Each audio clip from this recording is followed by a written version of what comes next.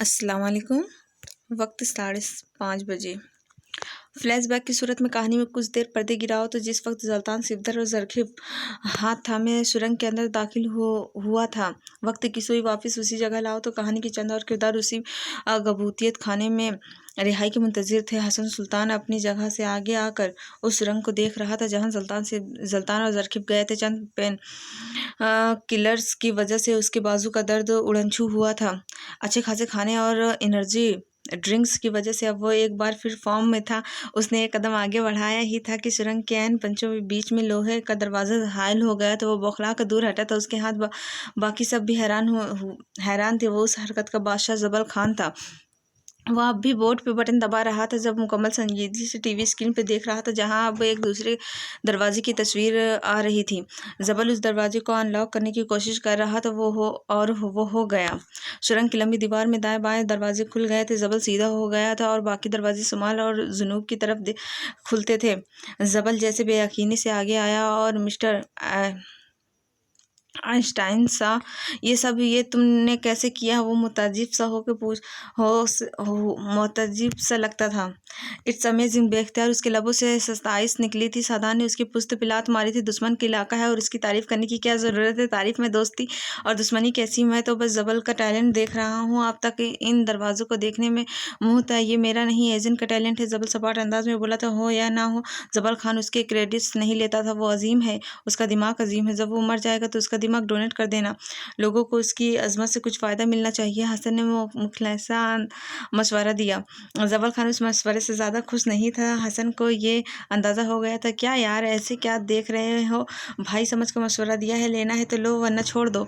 बेनियाजी से कह के कंधे उचकाए जबल आगे आया और उससे बगैर कुछ कहा उसकी गर्दन से पकड़कर उसे एक दरवाजे के अंदर कर दिया। वो अंदर से चीख रहा था। जबल को परवाह नहीं थी। वो उसकी आवाज़ मजीद सुनते रहना एक अजाब जैसा था। मैं यहाँ सिर्फ एक गुड बाय के लिए खड़ा था। जाहिल खान, ये मेरे बाप की सिखाए हुए आदाब है, वरना मैं कोई मरता नहीं हूँ तुम पे। उसकी आवाज़ गूंज रही थी जब जबर लंगड़ाता हुआ उस दरवाजे के अंदर आया। हसन जैसे अंदर तक जल कर खातिर होकर रह गया था। माशाअल्लाह से कैसी टीम बनाई है ये लंगड़ा है। मेरा बाजू काम नहीं कर रहा।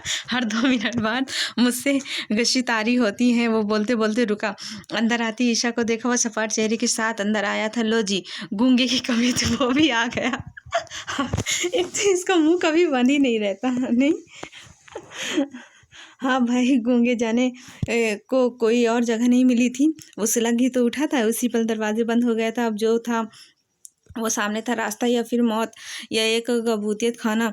हसन ने 2 से 3 गहरी सांस ली और गुस्सा कंट्रोल किया और वो अब आगे चल रहा था। जबर संभाल का कदम उठा रहा था। ईसा ऐसे चल रहा था जैसे वो यहाँ रोज़ आता जाता रहा हो।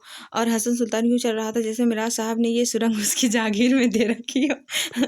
वो थोड़ी देर खामोश रहा, फिर मुड़कर अपने साथ चलते ईशा को देखा। उसकी सियाह गोल चमक आंखें उठी। एक नया शिकार उसके करीब आया और उसके कंधे पर बाजू फैलाई हो जैसे उन दोनों के दरमियान गहरी मुरासिम रहे हों। हाँ तो ये बताओ ईशा, तुम बचपन से ही ऐसे थे या फिर जवानी में कुछ ऐसा हुआ है जिसने तुमसे बोलने की शिकत छीन ली? अगर किसी लड़की वगैरह का चक्कर है तो मुझे बताओ, गौर से सुनूंगा। उसने बाजू ईशा के गिर्द अच्छे से कसा। और अच्छा बताओ, क्यों छोड़ा? उसने पैसे का चक्कर था। ईशा ने जवाब दिया था, लेकिन अपने अंदाज में। उसने अपनी जेब से रिवॉल्वर निकाल कर हसन की पसलियों से टकराई थी। वो थम गया था, बिल्कुल ठहर गया था। धीरे से हाथ उसकी गर्दन से हटाया और फैसला बना लिया। चेहरे पे माजरती तासुर थे। स्पेस चाहिए तो साफ साफ बोलो, ऑफेंसिव क्यों हो रहे हो? वो खिसक कर एक तरफ हो गया था। बाकी सारा रास्ता खामोशी से करता जा रहा था। जबर बेहद चौकन्ना सा हर शो देखते हुए चल रहा था। दफन वक्तन हसन से कुछ कहता भी था जिसका हसन संजीदगी से जवाब देता था। ईसा अलबत्ता इन दोनों से लाताल्लुक था। तकरीबन 20 मिनट चलते रहने के बाद उन्हें मजलिसी से रोशनी का शरारा नजर आया था। आसमान से गिरते बर्फ जैसे सारे में उजाले को ढक रहा था। सुरंग जहाँ खत्म हुई थी वहाँ एक बार फिर गोल जीने के थे। जबर ने मदद करने की नीयत से हसन को देखा था, मगर उस वक्त वो कोई और ही हसन था। वो जबर से मदद नहीं मांग सकता था क्योंकि हजार वजूहात थी। वो उसे गोलियां लगने के बाद अस्पताल नहीं आया था। उसने हसन की तरफ से अपनी जॉब ऑफर को आना का मसला बनाया था। उसने हसन के घर में होने वाले कई फंक्शन बिला वजह मिस किए थे। उसने विकलाय एक महफिल में बैठकर हसन सुल्तान की कामयाबियों को उसके बाप के नाम से जोड़ा था। उसने कई बार मुख्तलिफ ग्रेड्स भी उसकी बजाय किसी और के साथ वक्त गुजारा था। उन तमाम बातों पे एक दफ़ा फिर माज़रत नहीं की गई थी। 1000 शिकवे थे, 1000 शिकायत थी, शायद इससे कई हज़ार शिकवे ज़बर के पास भी थे, मगर वो फिर भी उसकी तरफ हाथ बढ़ाए हुए था। हसन ने नफ़ी में सर हिलाया और हाथ से ग्रिल को थामे जीने चढ़ने लगा। उसे शिकायत नहीं पसंद थी, वो बस अपनी नाराज़गी के तासुर छोड़ देता था और फैसला पसंद कर लेता था। उसने आज भी वही किया था। ज़बर लफ्ज़ों के मामले में फीका था, वो दुरुस्त अल्फाज पेश नहीं कर सका था। क्या सुल्तान फिदर से कोई इंतहाई भूडी मिस नहीं बना दे थी। वो 3 मर्द सीढ़ियों चढ़कर ऊपर आए तो वो कोई बैठकनुमा जगह थी। हसन को अब अंदाज़ा हुआ था वो ज़ेर ज़मीन रास्तों पे चल रहे थे। अब जिस जगह वो थे वो ज़मीन के ऊपर बनी हुई कोई इमारत थी, लेकिन खाली आसपास कोई नज़र नहीं आ रहा था। वो गंभीर खामोश आवाज़ उस बात की अलामत थी कि ये जगह आबादी से दूर थी। ये किसका घर है? अगर इसका मालिक आ गया तो हसन ने बेसख्त सवाल किया था। ये मेरा घर है, फ़िक्र मत करो, अंदर आ जाओ, जाकर कपड़े वगैरह तब्दील कर लो, मुकाबली लिबास पहन लो ताकि आगे आसानी रहे। ईसा पहली बार कुछ बोला था। ज़बर हसन चुपचाप उस कमरे में रखी वाहिद अलमारी की ओर बढ़ गए थे। ज़बर ने अलमारी खोली तो वहाँ कई मर्दाना सलवार कमीज सलीके से तय करके रखे गए थे। साथ स्वेटर और सालें भी थी। शायद ईशा यहाँ ज़्यादा वक्त गुजारता था। उसने अपने लिए एक सियाह रंग की सलवार कमीज निकाली। इत्तेफाक फिर दस्ताने उसने हसन के लिए भी हमरंग कपड़े निकाले थे और इसकी तरफ बढ़ाए थे जिन्हें उसने नहीं लिया था। वो आगे बढ़कर अपने लिए कुछ और निकालने लगा। ज़बर ने संजीदगी से उसके सीने पे हाथ रखकर उसे पीछे किया था। उसकी आंखों में कुछ था, कोई बस करने का इशारा। जो निकाला है चुपचाप पहन लो, एक बाजू वैसे भी काम नहीं कर रहा है, दूसरा मैं तोड़ दूंगा।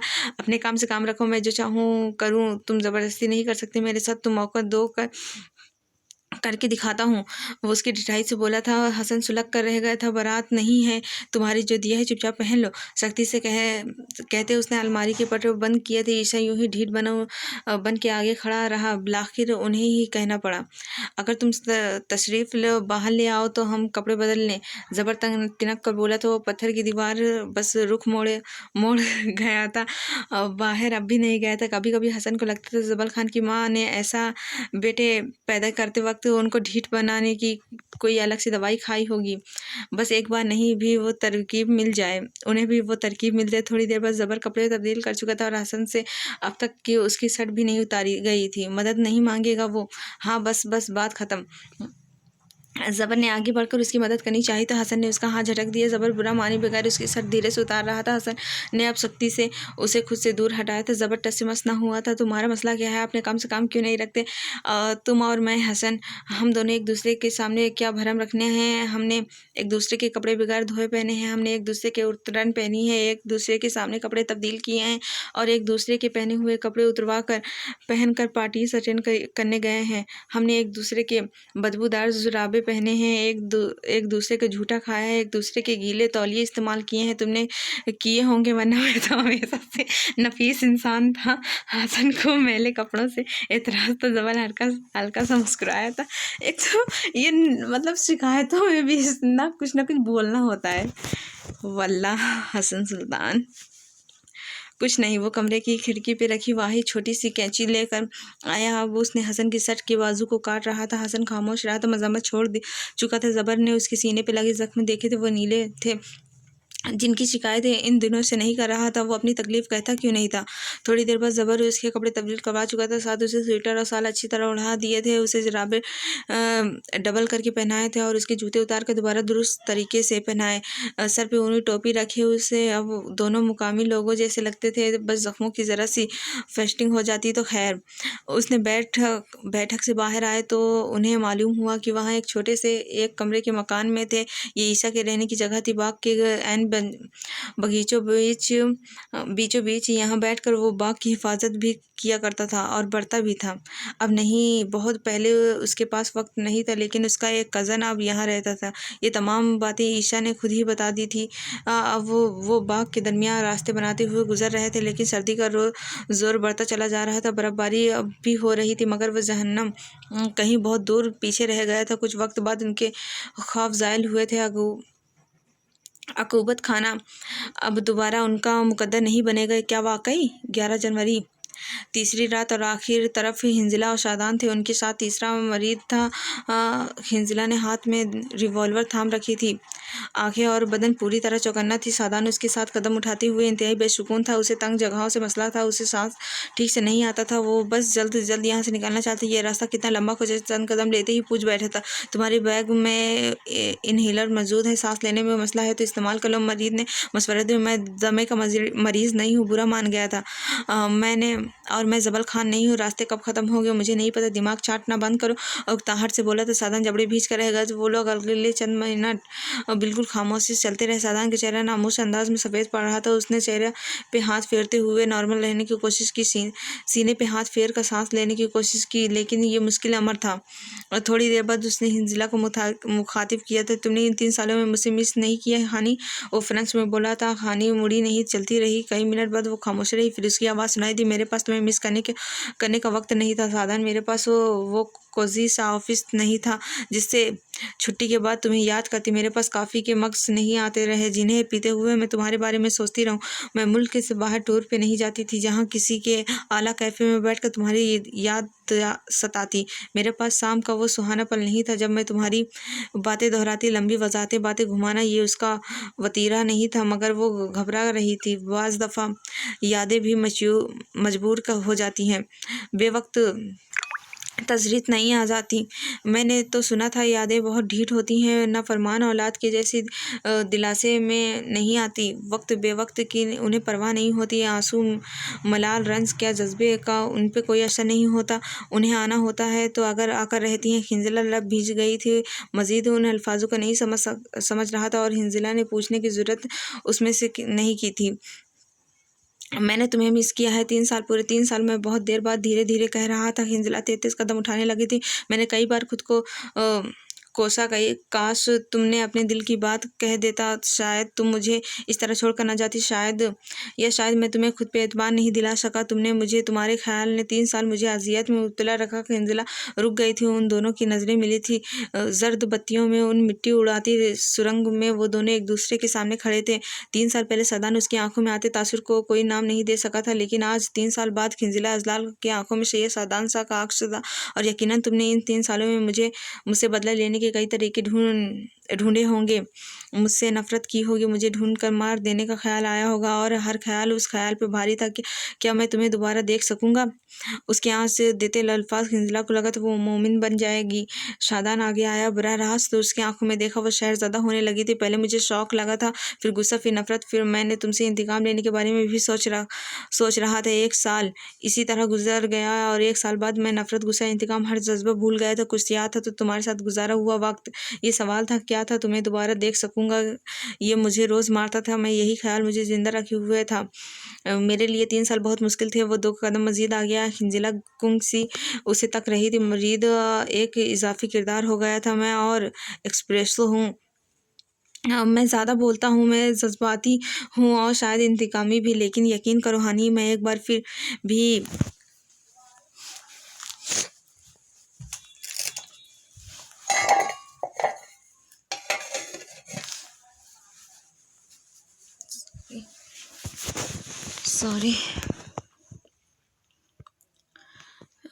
एक बार भी मैंने ये नहीं सोचा कि अगर मैं तुमसे ना मिला तो मैं तुमसे मिला तो मैं तुम्हें कोई नुकसान दूंगा। हर बार मैं यहाँ आकर अटक जाता था। आखिर तुमने मुझसे पीछा क्यों छुड़वाया? तुम वहाँ से क्यों भागी? मैंने 3 साल इस सवाल के जवाब का इंतज़ार किया है। यानी तुमने 3 साल अपने मकसद के लिए मेरा इंतज़ार क्या बतल हुई थी? अपनी खफत छुपाने के वो जान गई थी कि वो भागी है। यानी सैयद सादान से इतना बेवकूफ़ नहीं है। मेरे लिए हर ताल्लुक से ज़्यादा ये ज़रूरी है कि अगला इंसान मेरे मुतालिक क्या सोचता है। मैंने सिर्फ मोहब्बत के सहारे से रहने वाला आदमी नहीं हूँ। मैं 3 साल ये सोचता रहा कि क्या मैं इतना बेएतबार आदमी था? तुम यूँ मुझे बिना बताए बगैर चली गई थी। हिंजिला के दिल को कुछ हुआ था। एक लंबा अरसा वो सैयद सादान सा के ख्याल को थपक कर सुला रही थी। आज वो सालिम उसके सामने खड़ा था और उससे मुंह कैसे मोड़ ले। हर तकलीफ, हर दुख से बड़ा था। क्या मुझे नाकाबिल एतबार समझती थी? क्या मैंने कभी तुमसे कुछ ऐसा कहा है जिससे मैं तुम्हें कोई डिस्परेट आदमी लगा था? या मैंने कभी तुमसे ये तक नहीं कहा कि अगर मैं तुम हो तो सब है, तुम नहीं तो शायद बहुत कुछ हो, मगर सब नहीं होगा। नफरत, इंतकाम, गुस्सा सब खत्म होने में सिर्फ चंद माह लगते हैं। ये पहली सुलझाने में 3 साल की तुमने मुझे क्यों छोड़ा? उसने ठहर ठहर कर एक अल्फाज अदा किया। हिंजला ने आंखें में उमड़ती नमी को पीछे धकेला। उसका दिल एकदम जैसे जलने लगा था। जहर जैसे अल्फाज उसे सब्ज करने लगे थे। क्योंकि तुम दुश्मन के बेटे हो। 3 साल बाद उसने कह दिया था बिलाखिर बेख्तियार। मुझे जिस दिन तुम्हारे बाप के मुतालिक पता चला तो उस रोज़ सब खत्म हो गया था। सैयद सादान तो ढेर सारी मुलाकातों में किसी एक मुलाकात में मुझे तुम बेहद अच्छे लगे थे। वो इतने कि मैं सोचने लगूं कि अगर सादान नहीं तो बहुत कुछ है मगर सब कुछ नहीं। हाँ, शायद कई बार मैंने ऐसे सोचा हो। ये एतराफ़ मोहब्बत था। उसे सादान के दिल से पे लगना चाहिए था, मगर ये उसके मुंह पे थप्पड़ की तरह लग रहा था, जाने क्यों। लेकिन जिस दिन मुझे तुम्हारे बाप के मुतालिक पता चला था उस दिन सब खत्म हो गए थे। उस दिन के बाद मैंने हिंजला बनकर नहीं, रोज़गढ़ की बेटी बनकर सोचने लगी थी मेरे बाप के गुनाहों की सज़ा मुझे क्यों मिली। तुम्हें वाकई लगता है कि यहाँ गुनाहगार सिर्फ तुम्हारा बाप था? उस रोज़ उस कैफ़े में बैठे हुए मैंने ही अपने एक अकाउंट से तुम्हारे रोज़गढ़ के हालात की एक तफसील रिपोर्ट ईमेल की थी। तुम्हारे किसी जूनियर ने तुमसे इस बारे में बात करने को कहा था। तुमने क्या कहा? क्या किया? सादान की रंगत लम्हे के 10वें हिस्से तक तारीख पड़ी थी। तुम हकबक हो गए थे। तुमने स्काई हाई के मालकिन के से पैसे लिए थे और तुमने हम पे झूठ बोले। तुमने लाइव टीवी पे चंद टकों की हाजिर झूठ बोले थे। 18 साल बाद हमारे केस की सुनवाई हुई थी और तुमने स्काई हाई के मामले में झूठ बोल कर तमाम सबूत हमारे खिलाफ करके तुमने हमें .0 पे लाकर खड़ा कर दिया था। उसकी आंखों में आंसू टूट कर गिरने लगे थे। सादान बेहस हरकत था। उसके सियाम अमाल यहाँ उस मोड़ पे उसकी ज़िंदगी अंधेरी करेंगे उसे वाकई अंदाज़ा नहीं था। बात सिर्फ रोज़गढ़ की नहीं थी। तुमने मेरी आंखों के आगे ऐसे कई रोज़गढ़ मिलिया मेट कर दिए थे। तुमने करप्ट और झूठे थे और तुम नहीं बोलते जो सच था वो बोलते थे, जिसके बदले में तुम्हारा बॉस तुम्हारे अकाउंट्स भरता था। तुमने मेरी आंखों के आगे नवीन कत्ल केस के मुलजिम का टॉप नाम टक मिलने पे चंद पैसों की खातिर वो तमाम तफसीली मुजरिम का नाम अपने फोल्डर से डिलीट किया था। तुम लोगों की इज्जत जान माल की कब्र पे अपना महल तामीर करने के निकले थे। तुम अपने बाप से बड़े बड़े गिद्ध थे। वो सुनता रहा। साथ जैसे उसका जिस्म का साथ छोड़ कर जाती रही। मैंने तुम्हें इसलिए छोड़ा क्योंकि मैं तुम्हारी इज्जत नहीं करती थी। हिंजला अहमद ज़ई, 1000 खामियां होंगी मगर मैं जिस आदमी के साथ रहूंगी वो कम से कम तुम्हारी तरह बुज़दिल नहीं होगा। उसका तनिष्ठ फूल गया था। सुर्ख चेहरा सादान के मुंह पे जैसे किसी ने चूना फेर दिया हो। वो उसे एक नज़र देख कर आगे बढ़ गई थी। कई लम्हे साकिब जामिद अपनी जगह पे खड़ा रहा। उसने अगला कदम तब उठाया जब मरीद ने उसकी गर्दन पे बंदूक का दस्ता मारा। वो आगे चलने लगा। एक बार भी उसने हिंजिला को मुखातिब नहीं किया था। जो आईना उसे दिखा चुकी थी सैयद सादान साहब को, उसमें अपना चेहरा बेहद मुकर्रर वो नज़र आया था। करीबन 10-15 मिनट चलते रहने के बाद वो जीनों से चढ़कर ऊपर चले आए थे। वो किसी ढाबे का किचन था। वो दोनों यूं ही ऊपर आए थे। ज़मीन की सतह पर कदम जमाया वहाँ मौजूद दोनों लोग उन्हें ही देखने लगे थे। सुबह सादिक शमे थे। चूल्हे जलने लगे थे। पड़े थे। एक आदमी आटा गूंद रहा था, दूसरा डेगे चढ़ाए गोश्त में चम्मच चला रहा था। एक तरफ चाय उबल रही थी, एक तरफ सब्जियां कटी रखी थी। उन्होंने सादान को बस एक नज़र देखा था और रुख फेर लिया था। आज तक किसी इंसान ने सैयद सादान सा को देखकर यूं कराहट नहीं दिखाई थी। किसी ने उसे देखकर यूं आंखें बेजारी नहीं भर ली थी। ये कौन लोग थे? ये कैसी दुनिया थी? उसका दम घुट रहा था। वो रोज़गार से वापस चला जाता था तब भी उन नज़रों को नहीं भूल सकता था। ये कराहट, ये नफरत उसके दिल में खप गए थे।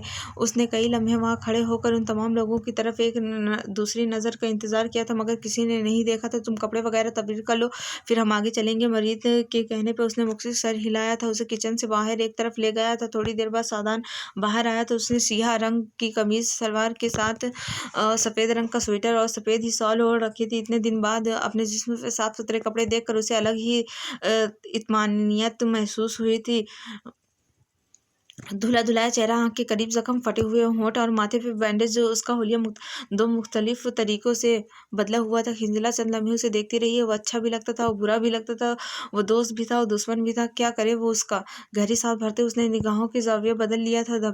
ढाबे से निकल कर अब वो एक लंबे सफ़र पे निकल चुके थे जहाँ कई चीज़ें उनकी मुंतज़िर थी। सरफराज तो उनमें क्या क्या था, अंदाज़े लगाओ। बहुत सर्दी हो गई मैनू। 11 जनवरी, वक्त सुबह 6 बजे। कैद खाने के राहदारियों में बैराम उसके साथी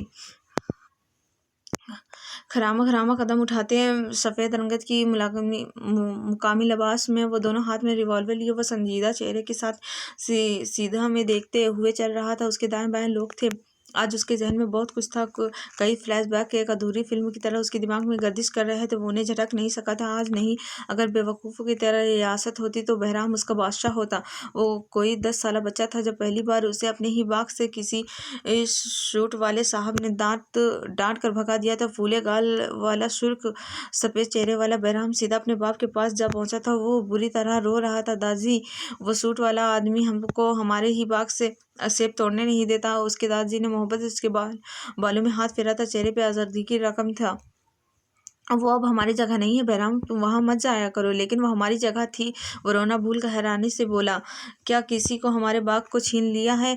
यही समझ लो, अब वो जगह हमारी नहीं, वो बाग छीन चुका है। वो महम अंदाज में बोले थे, क्या हम अपना बाग वापस नहीं लेंगे दादी? वो बच्चा था मगर छीनी हुई जगह पे अपना हक जानता था। जब तुम बड़े हो जाओगे ना, तब तुम उस बाग को वापस लाना। तुम लाओगे ना बहराम? उस रोज़ ये सवाल पहली बार पूछा गया था, फिर दफ़ा वक्तन वक्तन पूछा जाने लगा। बहराम हर दफ़ा बड़े ही जोश से अज़बात में जवाब दिया करता था।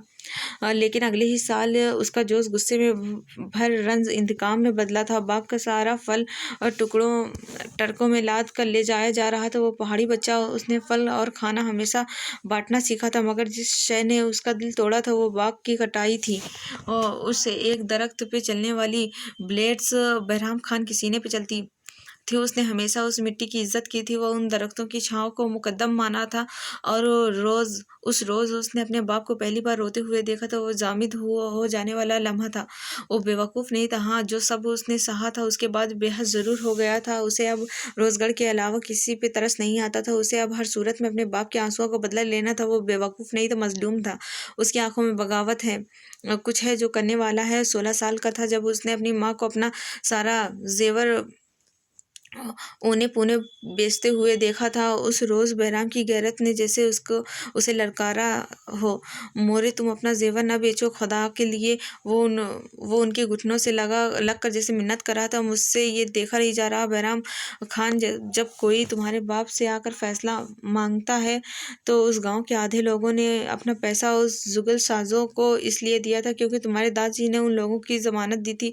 अब लोग तुम्हारे दादाजी से अपना पैसा वापस करवाना चाहते हैं। हम भूखे रह सकते हैं, बेइज्जत नहीं। वो मगमून थी। रोजगार की हर दूसरी औरत अपने घर के हर मर्द को अपने हक के लिए कड़कते देखकर यूं ही मजगूम थी। एक गलत फैसला और नस्लें तबाह होकर रह गई थी। कौन कहता है रोजगार से सिर्फ पैसा छीना गया था? घर का सारा जेवर बिक गया था, कीमती सामान बिक गया था। बड़ी हवेली से हम एक घर में आ गए थे जब सब चला गया था, और जो नहीं मिला था वो हमारा हक था। कोई कसूर तो हमारा बताए।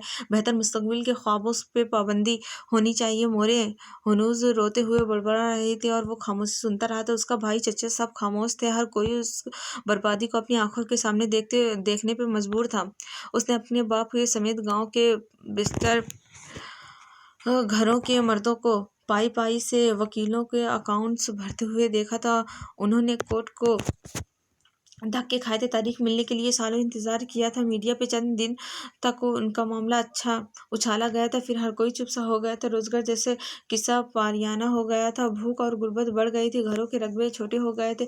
गलत फैसले करने की सूरत में खानदान से उन लोगों को जुदा किया गया था जिन्होंने रोजगार की तरक्की के ख्वाब देखे थे। और फसाद और हसद बढ़ गया था। वो गाँव में अब अमन का गवारा नहीं रहा था। छोटे बच्चे जिन्होंने बड़े बड़े स्कूल्स में पढ़ना था, उन्होंने छोटी छोटी मुलाजमतें शुरू कर दी थी। लड़कियों की जहेज और बिया के पैसे थे जो जिन्हें सो कई घर बैठी रह गई थी और कई निस्बत ऐसी जगह तय कर दी गई थी जहाँ ना कदरी मिली न 2 वक्त की रोटी। कोई असीब था जो इस गांव की मिट्टी से चिमट गया था। बहरम अगर बागी था तो ये बगावत उसकी रगों में भरी गई थी। कमजोर की ताकतवर से मदद की उम्मीद होती है। रोजगार की सारी उम्मीदों पे पानी फेरा जा चुका था। अब एक आग थी जो रोजगार के हर मर्द के सीने के अंदर थी, और आग जो खासतर करेगी ही करेगी।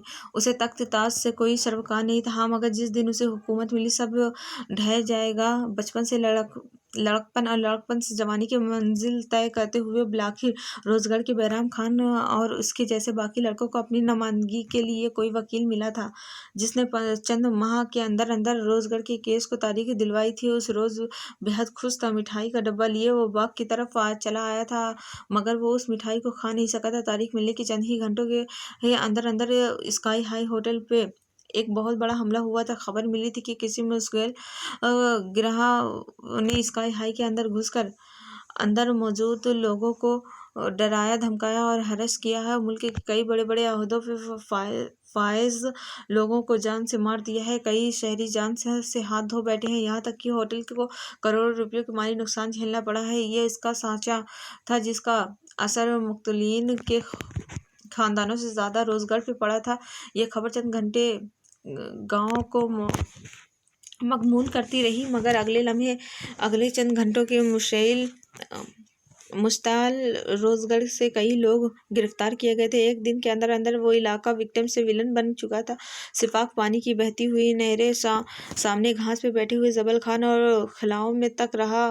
जब कोई तेज कदम लेता उसकी जानिब आया था। फजल और एहसान के दोनों भाई को पुलिस ले गई थी। जबल, हम कब तक ये सब देखते रहेंगे? उसका लहजा बुलंद था, मुठियाँ भींच रखी थी। उसका बस नहीं चलता था सारी दुनिया को तहस नहस कर दे। खुशियाँ जो जैसे गारत हो चुकी थी। ये देखो सैयद सादान शाह, ये मनूर शाह का बेटा टीवी पे बैठकर झूठे सबूतों कि पिना पे यह कह रहा है कि स्काई हाई पे हमला हमने करवाया है। बाखुदा इसका कत्ल कर दूंगा। उसने मोबाइल आगे करते हुए उसे एक वीडियो दिखाई थी। जबल अब भी खामोश रहा था। वह तैश के आलम में भी यहाँ से वहाँ चक्कर काट रहा था। मुस्तैल था मगर रंजीदा ज़्यादा। वो मुसलसल बोल रहा था। जस्टिस समिया की बेटी जरकीफ ने ट्वीट में हमारे वकील के खिलाफ लिखा है कि कुछ लोग इस लायक नहीं होते कि उनकी खिदमत की जाए। वकीला को चाहिए कि सुस्ती शोहरत के बजाय मुल्की वकार को नज़र में रखते हुए मुकदमे लड़ें। उसकी माँ ने हमारे साथ क्या कुछ नहीं किया और उसकी बेटी भी वही कर रही है। वो जबल के करीब आकर बैठा। तुम जानते हो सुल्तान सिकंदर ने क्या बयान दिया है? बहराम जानता था कि वो जबल को इससे पहले सब मालूम है, मगर वो अपने अंदर की आग कहीं ना कहीं निकालना चाहता था। उसने कहा है कि वो अगर इस हमले की मजम्मत करता है तो वो रोजगार के कानूनों पे भरोसा रखना चाहिए था। जो हरकत उन्होंने की है उसे नताइज संगीन भी हो सकते हैं। वो जैसे शौक के मारे चंद लम्हे बोल न सकते, वैसा कैसे कह सकते? तो वो तो नई क़यादत है, हमने तो कुछ नहीं किया, ये सब झूठ है। सुल्तान सिकंदर अच्छी तरह जानता है कि इस वक्त इक़्तिदार में वो लोग हैं जो रोजगार के दुश्मन हैं। वो जिन्होंने उसके भाई को जेल की सलाखों के पीछे भेजा है। इस वक्त जो वजीर आला बनकर हमारे सरों पर बैठा है, उसने स्काई हाई पे हमले हमारे खिलाफ और हमारे हक में इस्तेमाल किया है। जबल ने गुफ्तगू में हिस्सा लिया तो वो हरफ बहरफ दुरुस्त कह रहा था। काजी हमीद हसैन नामी शख्स उस वक्त वजीर आज़म के ओहदे पे फ़ाइज़ थे और उसका भाई काजी नावीद हसीन वजीर आला पंजाब के ओहदे पे। वो गिद्धे थे, ख़ानदानी गिद्धे। कई साल हुकूमत उनके सिरदर ख़ानदान के दरमियान बढ़ती रही थी। एक दूसरे का इक़्तिदार गिराने के लिए वो दोनों ख़ानदान कुछ भी कर सकते थे। चंद साल कबल काजी नावीद हसैन के बहनोई को बुनियादी तौर पर उनकी पार्टी के फंड से इकट्ठे किया करते थे। वो कारोबार में अरबों रुपयों का नुकसान करवा बैठे थे और उन्हें दोनों इलेक्शन के करीब थे। पार्टी के पास वेट खरीदने के रकम ना रही थी। उन्हें दोनों नवीद हसन के बहनोई काजी अजहर खान ने वो काम शुरू किया था जिसने रोजगढ़ के समेत कई इलाकों को हिला कर रख दिया था। वो पंजाब, सिंध और बलूचिस्तान समेत कई देहाती इलाकों में जाकर उनसे अपनी कंपनियों में इन्वेस्ट करने के लिए मिन्नतें कर रहा था। कई बार उसका काम हो जाता था और ना हो पाता तो वो शहर की कई अमराया और तख्त नशीनों को अपने साथ में मिला कर ले आता। वो ऐसे लोगों को जिनके जेब में चंद सिक्के डाल देता था जिनकी क्रेडिबिलिटी होती थी और वो लोग बदले में उसका अकाउंट भर देते थे। स्कैम फैलती जा रही थी। लोगों का पैसा आता ही गया था। सुहाने ख्वाब हर किसी को पसंद थे। यूँ देखते ही देखते कई अरब जमा होते चले गए थे। वो ख़ानदान जो मल्की ख़जाना लूटता था उससे मुंसलिक छोटा गिद्ध आम आवाम को तजिया लूट चुका था। ये सही मायनों में जुल्म था। कई इलाके बोलते रहे और कई मातम करते रहे। कई की दराशी न की गई और कई इंतज़ार की सूली में लटकाए गए। जो पढ़े लिखे लोग थे उसने जब्त देने के नाम पे ये अकाउंट से रिश्वत ली गई और वो शिया पैसा भी शिया ही होता चला गया था। एक रोज़गार था जो अपनी बर्बादी ना भूला था, ना भूलने दे सकता था। वो भूला था तो बोलता आया था और बोलता रहेगा। तुम देख रहे हो ना सबल, हम कैसे नज़रअंदाज किए जा रहे हैं, सिर्फ और सिर्फ इसलिए क्योंकि कुछ लोग की तजिया भरी जा रही है। वो मलाल से कहते हुए उसके पास बैठा चेहरे पे शिकत खुर्दगी के आसार थे। मैं सब जानता हूँ बहराम कौन क्या कर रहा है, मैं एक एक को देखूंगा, तुम फिक्र मत करो। जबल खान ने ना बहराम की आंखों की जोत जैसे बुझ गई थी, बस थक सा गया था, आंखों की उदास लगती थी। दुनिया अंधी क्यों है जबल, किसी को हम और हम जैसे लोग क्यों नहीं दिखाई देते? उस मुल्क में रोजगार जैसे कई इलाके होंगे, कितने बहराम और जबल खान होंगे, कोई हमें क्यों नहीं देखता? ये तख्त पे बैठे लोगों की गर्दनें इतनी ऊंची क्यों होती है? सबकी नहीं होती। जबल धीरे से बोला था। बहराम के कंधों को हल्का सा थपकता उसने थपक कर गर्दन नीचे झुका दी थी।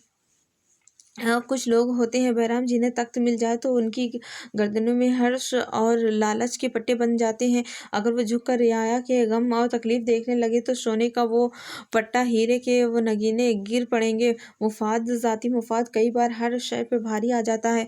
उसने एक लम्हे का ताफ़ुक किया था, जैसे सीने में होती चुभन चंद लम्हात के लिए बर्दाश्त करना चाहता हो। दर्द उसका भी वही था जो बहराम का था। तख्त नशीन अंधे नहीं होते, बाज़ दफ़ा उनके आँखों में मुफाद के हीरे आ जाते हैं। ज़बान पे ऐसे झूठ वो जो उनके ख़जाने भरता है। जब उन्हें हम जैसे लोग नज़र आना बंद हो जाते हैं, गलती उनकी नहीं है, उनसे ज़्यादा गलती तो उस अवाम की है जिसने उन्हें ये तख्त दिया है। तो एहतसाब करना भूल गई है। हक के लिए बोलने वाली ज़बानें जब मुस्तलिक की राग अपली की तो जुल्म बढ़ जाता है, और फिर हर वो शख्स उसका हिस्सा होगा जिसने अपनी ज़बानें बंद रखी हैं। वो भी मुफाद की पनाह में बोले या फिर झूठ पे झूठ बंद कर सच को धुंधला कर दिया। बहराम खामोश रह गया था, मगर उसने रोज़ उसके अंदर शोर बहुत बढ़ गया था। उस रोज़ उसने कानून से उम्मीदें छोड़ दी थी। उस दिन के बाद वो केस की पैरवी नहीं कर सका था। वो एक सांचा उसकी ज़िंदगी के उलट पुलट कर गया था। उस रोज़ के बाद बहराम एक मुख्तलिफ इंसान बन गया था, जिसे सिर्फ और सिर्फ इंतकाम चाहिए था। हाल में वो कई साल इंतकाम और मजम्मत की उस आग को ख़त्म करने वाला था। उसे अब सही और गलत से कोई फ़र्क नहीं पड़ता था। जो उसने सहा था उसके बाद उससे रहीमदिली की तवक्को करना बेवकूफ़ी होती है। ये दरवाज़ा ढकेलता हुआ तहखाने का दरवाज़ा हल्की सी चर की आवाज़ के साथ खुला था। जो मंज़र उसे नज़र आया था, उसे देखकर एक लम्हे के लिए बरहम मुंजमद हो गया था। वो कैदखाना खाली था, वहाँ पर ना बंदा था ना बंदे की ज़ात थी। अशीर आज़ाद हो चुके थे। फिक्स बेमोल साबित हुआ था। वो वहाँ कोई नहीं था, मगर एक मिनट वहाँ कोई था। फर्श पे चित लेटा हुआ था, मोबाइल हाथों में लिए वो कोई गेम खेल रहा था। उसकी सुरमई आंखों में बेहद रोशन थी। बहराम इन दीवाना सा होने लगा था। मुट्ठी से रेत फिसल जाना क्या है उसे शायद आज मालूम होने वाला ही था। उसी पल फर्श पे लेटे मर्द ने गर्दन तिरछी करके दरवाजे के विस्त में इस्तादा अपने छोटे भाई को देखा, फिर मुस्कुराया। दिल फरेब मुस्कुराहट यूँ जैसे मुद्दतों बाद कोई आस बराई हो। अच्छा हुआ तुम आ गए, ये लोग तो चले गए हैं, तुम मेरे साथ पबजी खेलना चाहोगे? बहराम खान ने उसकी तस्दीक पे बेख्तियार दीवार को माथा थामा था। उसका सर बुरी तरह चकराने लगा था। वो किसी ऐसे जुआरी की मानिंद था जिसने वो बाजी हार दी हो, जिसमें वो शर्त सांसों की लगी हो।